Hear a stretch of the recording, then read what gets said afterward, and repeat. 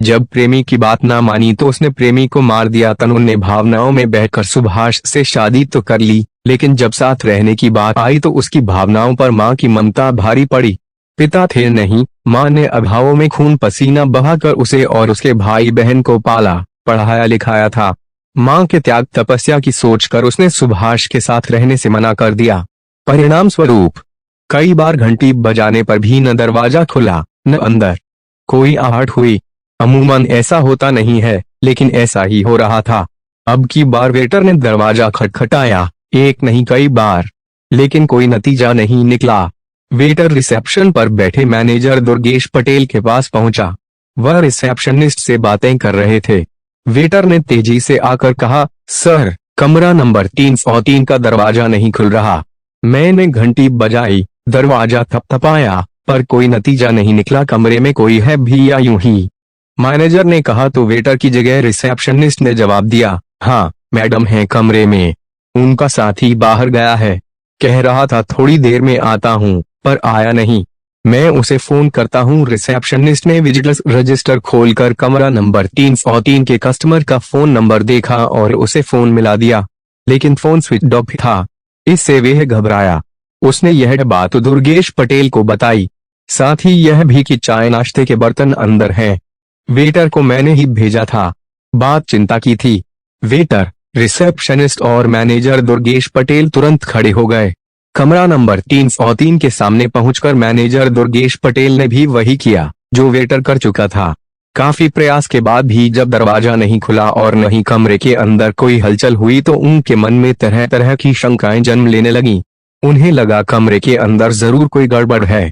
कमरे में ठहरा युवक थोड़ी देर में आने को कह कर गया था, लेकिन आया नहीं। उसने अपना फोन भी बंद कर लिया था। कहीं उसने ही तो कुछ नहीं किया। कोई और रास्ता न देख मैनेजर दुर्गेश पटेल ने कमरे की दूसरी चाबी मंगा कर कमरा खोला तो अंदर का दृश्य देखकर होश उड़ गए। कमरे के बेड पर कस्टमर के साथ आई युवती चित पड़ी हुई थी। उसका चेहरा खून में डूबा हुआ था। मतलब उसके साथ आया युवक उसकी हत्या करके फरार हो गया था। होटल नटराज उज्जैन का जाना माना होटल था, जिसके प्रबंधक और मालिक इंदौर के एक रिटायर्ड पुलिस अधिकारी थे।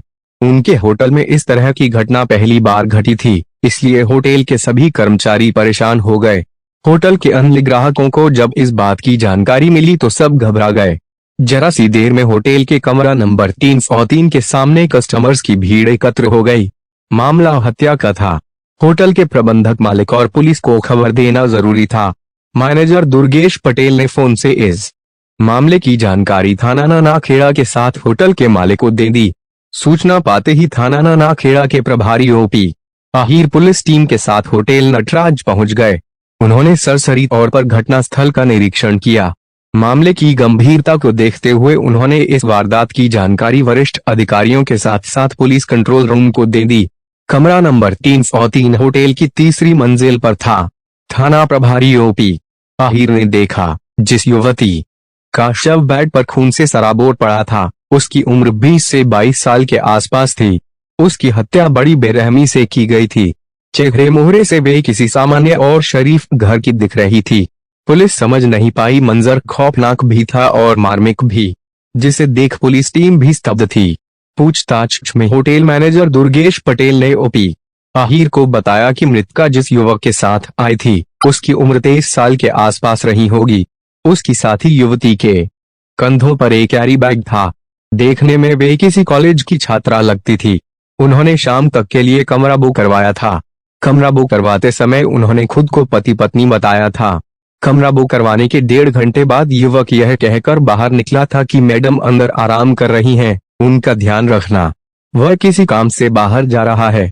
उसके जाने के कुछ समय बाद वेटर नाश्ते और चाय की प्लेट लेने गया तो मैडम ने दरवाजा नहीं खोला। काफी कोशिशों के बाद हमने कमरे की दूसरी चाबी मंगा कर दरवाजा खोला। मैनेजर दुर्गेश पटेल ने बताया। मृतका के साथी के बारे में कोई जानकारी है? पुलिस टीम ने पूछा। जी हाँ सर, उसका पूरा ब्यौरा विजिटर रजिस्टर में दर्ज है, कहते हुए मैनेजर दुर्गेश पटेल ने रजिस्टर लाकर पुलिस के सामने रख दिया। पुलिस टीम ने विजिटर्स रजिस्टर देखकर उस युवक का नाम पता हासिल कर लिया। आमतौर पर ऐसे लोग अपना नाम पता सही नहीं देते, लेकिन यहाँ ऐसा नहीं था। आगंतुक द्वारा दी गई जानकारी सही निकली। युवक का नाम सुभाष पोडवाल था और युवती का नाम तनु परिहार। दोनों के परिवार वालों को मामले की जानकारी देकर उन्हें होटल नटराज बुला लिया गया। खबर मिलते ही दोनों के परिवार वाले जिस स्थिति में थे उसी में होटल पहुंच गए। तन्नू परिहार के परिवार वालों की स्थिति काफी दयनीय थी। पुलिस टीम ने उन्हें सांत्वना देकर संभाला।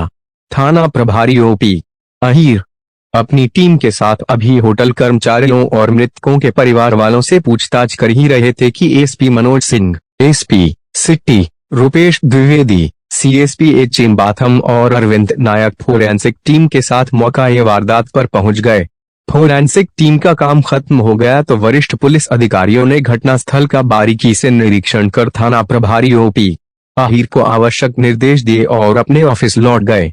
वरिष्ठ अधिकारियों के जाने के बाद थाना प्रभारी ओपी अहीर ने अपने सहायकों के साथ मृतका तनु परिहार के शव का निरीक्षण किया। तनु का शरीर बुरी तरह जख्मी था। उसके गले पर एक और पेट में 3 गहरे घाव थे जो किसी तेजधार हथियार से वार करने से आए थे। मृतका के शव का बारीकी से निरीक्षण करके पोस्टमार्टम के लिए जिला अस्पताल भेज दिया गया। प्राथमिक कार्रवाई से निपट कर थाना प्रभारी थाने लौट आए। तन्नू परिहार की मां को वह अपने साथ ले आए थे। उसकी मां की तहरीर पर सुभाष पोडवाल के खिलाफ हत्या का मुकदमा दर्ज कर जांच शुरू कर दी गई। परिवार से पूछताछ करने के साथ साथ सुभाष के मोबाइल नंबर को सर्विलांस पर लगा दिया गया। साइबर सेल की सक्रियता से 24 घंटे में सुभाष को आगरा में खोज निकाला गया। आगरा गई पुलिस टीम सुभाष पोडवाल को गिरफ्तार कर उज्जैन ले आई। थाना प्रभारी ओपी अहीर के सामने आते ही सुभाष पोडवाल ने बिना किसी हिलावाली के अपना अपराध स्वीकार कर लिया। पुलिस जांच और सुभाष पोडवाल के बयानों के अनुसार तनु परिहार हत्याकांड की दिल दहला देने वाली कहानी सामने आई। वे कुछ इस तरह थी। 23 वर्षीय सुभाष साधारण लेकिन भरे पूरे स्वस्थ शरीर का युवक था। उसके पिता का नाम आत्माराम पोडवाल था जो मूल रूप से गुजरात के पोरबंदर का रहने वाला था। सालों पहले आत्माराम रोजी रोटी की तलाश में उज्जैन आया था। बाद में वे अपने परिवार को भी उज्जैन ले आया और नानाखेड़ा इलाके में बस गया। वह ऑटो रिक्शा चलाता था। ऑटो रिक्शा की कमाई से इस परिवार की गाड़ी आराम से चल जाती थी। सुभाष आत्माराम का इकलौता बेटा था। वह कुछ जिद्दी स्वभाव का था। वह जिस चीज की हट कर लेता था उसे हासिल करके छोड़ता था। सुभाष पोडवाल हटाकटा जवान था, फैशनप्रस्त और दिलफेंक भी। पढ़ाई लिखाई में कभी उसका मन नहीं लगा। उसने बड़ी मुश्किल से 10वीं पास की थी। पढ़ाई बंद हो जाने के बाद उसने पिता की तरह ही ऑटो रिक्शा चलाना शुरू कर दिया था। सुभाष पोडवाल जहां रहता था उसी के सामने वाले मकान में ऋषि परिहार का परिवार रहता था। उनका अपना 5 सदस्यों का परिवार था। आय के लिए उनकी छोटी सी किराने की दुकान थी। घर की आर्थिक स्थिति बहुत अच्छी नहीं थी। दुकान से किसी तरह दाल रोटी चल जाती थी। अपने 3 भाई बहनों में तनु सबसे बड़ी थी। पिता ऋषि परिहार की मृत्यु तभी हो गई थी जब तनु बहुत छोटी थी। पति के निधन के बाद बच्चों के पालन पोषण की जिम्मेदारी मां आशा देवी के कंधों पर आ गई थी जिसे उन्होंने बखूबी निभाया। आशा का छोटा बेटा 7वीं में और दूसरा 9वीं कक्षा में पढ़ता था।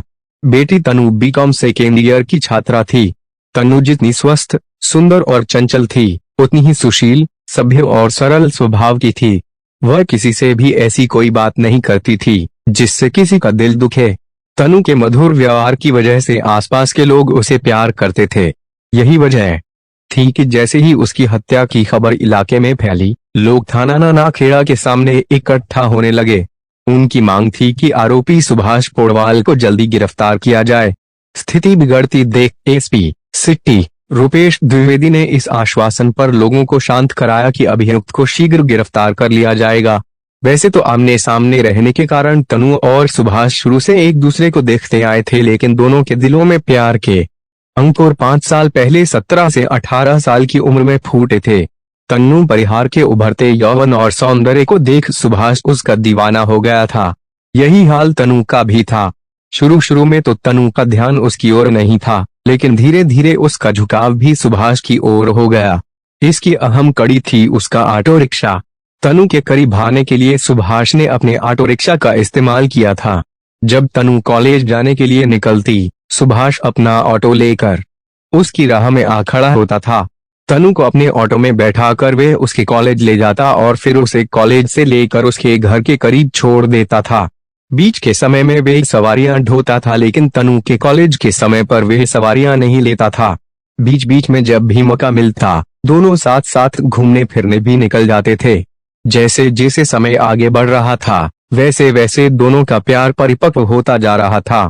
दोनों एक दूसरे को अपने जीवन साथी के रूप में देखने लगे थे। जब भी दोनों साथ होते थे अपने भविष्य को लेकर ताने बाने बुनते थे। इसमें आगे सुभाष रहता था। वह तनु को सपने दिखाता और तनु उन सपनों में खो जाती थी। दोनों शादी करके अपना अलग संसार बसाना चाहते थे। घटना के 1 महीने पहले दोनों ने 7 फेरे भी ले लिए थे। 9 जुलाई 2020 को दोनों ने उज्जैन कोर्ट में कोर्ट मैरिज कर ली थी। इसके बाद 13 जुलाई को चिंतामणि गणेश मंदिर जाकर दोनों विधि विधान से शादी के बंधन में बंध गए थे। सुभाष ने इस बात की जानकारी अपने परिवार को दे दी थी। परिवार वालों ने उसका यह रिश्ता स्वीकार भी कर लिया था, लेकिन तनु ऐसा नहीं कर पाई। भावनाओं में बहकर उसने सुभाष से शादी तो कर ली थी, लेकिन इस पर उसकी मां की ममता और प्यार भारी पड़ रहा था। मां ने जिन कठिनाइयों में खून पसीना बहाकर उन्हें पाला पोसा था, उसे देख वह मां से धोखा नहीं करना चाहती थी। उसे जब पता चला कि मां उसके योग्य लड़का तलाश कर रही है तो उसे लगा कि मां का दिल दुखाना ठीक नहीं है, इसलिए उसने अपनी शादी का राज छिपाए रखना ही ठीक समझा। जब सुभाष को पता चला कि तनु की मां उसके लिए वर ढूंढ रही है तो वह पत्नी होने के नाते तनु पर साथ रहने का दबाव बनाने लगा। लेकिन जब तनु इसके लिए तैयार नहीं हुई तो सुभाष का धैर्य टूट गया और उसने तनु के प्रति एक खतरनाक निर्णय ले लिया। उसकी सोच थी कि तनु उसकी दुल्हन है और उसी की रहेगी। इसके लिए उसने एक तेज धार वाला चाकू खरीद कर अपने पास रख लिया था। घटना वाले दिन सुभाष का मन बहुत उदास था। वह एक बार तनु से मिलकर उसका आखिरी फैसला जान लेना चाहता था। इसके लिए उसने होटल नटराज को चुना था। होटल में कमरा खाली है या नहीं, यह जानने के लिए उसने विकास के नाम से होटल मैनेजर दुर्गेश पटेल से बात की। होटल से हरी झंडी मिलने के बाद सुभाष ने तनु को मैसेज भेजकर कुछ जरूरी बात करने के लिए बुलाया। सुभाष के इरादों से अनभिज्ञ तनु ने अपना कोचिंग बैग और पानी की बोतल उठाई और मां से कोचिंग के लिए कहकर सुभाष से मिलने पहुंच गई। सुभाष उसे अपने ऑटो से होटल नटराज ले गया। होटल में कमरा बुक करके दोनों कमरा नंबर 303 में चले गए। कमरे में आकर सुभाष ने पहले चाय नाश्ता मंगवाया, फिर तनु से साथ रहने वाली बात छेड़ दी, जिसे लेकर दोनों में बहस हो गई। सुभाष ने तनु को आड़े हाथों लेते हुए कहा कि जब हमारी शादी दो बार हो चुकी है तो तीसरी बार शादी की जरूरत क्यों और किस लिए? वह हमारी भूल थी, गुजरे कल की बात। अब हमें आज का सोचना है। मैं अपने परिवार के खिलाफ नहीं जा सकती। मैं अपनी माँ को धोखा नहीं दूंगी। माँ पहले से बहुत दुखी हैं। मैं उन्हें और दुखी नहीं देख सकती, इसलिए मैं माँ के देखे हुए लड़के के साथ शादी करूंगी। और मैं क्या करूं? सुभाष का चेहरा लाल हो गया। क्रोध में उठकर उसने कमरे में टहलते हुए कहा, हम दोनों एक दूसरे को भूल जाएं। तनु ने गर्दन झुकाते हुए कहा, हाँ ऐसा नहीं होगा, तुम मेरी थी मेरी ही रहोगी। कहते हुए सुभाष ने छिपाकर लाई चाकू को बाहर निकाला और तनु की गर्दन पर सीधा वार कर दिया। वार इतना तेज था कि तनु की आधी गर्दन कट गई। तनु चीखकर बेड पर गिर गई। उसके बेड पर गिरने के बाद क्रोधित सुभाष ने उसके पेट में 3 वार और किए। कुछ मिनट तड़पने के बाद जब तनु के प्राण पखेरु उड़ गए तब सुभाष ने उसका फोन उठाया और बहाना बनाकर होटल से निकल गया। वहां से निकलकर वह अपने ऑटो से शाहजहांपुर बस अड्डा पहुंचा। फिर वहां से बस पकड़कर अपनी मौसी के यहाँ आगरा चला गया। सुभाष पोड़वाल से विस्तृत पूछताछ करने के बाद पुलिस टीम ने तनु परिहार हत्याकांड से संबंधित चाकू, तनु का मोबाइल फोन और ऑटो रिक्शा को अपने कब्जे में ले लिया।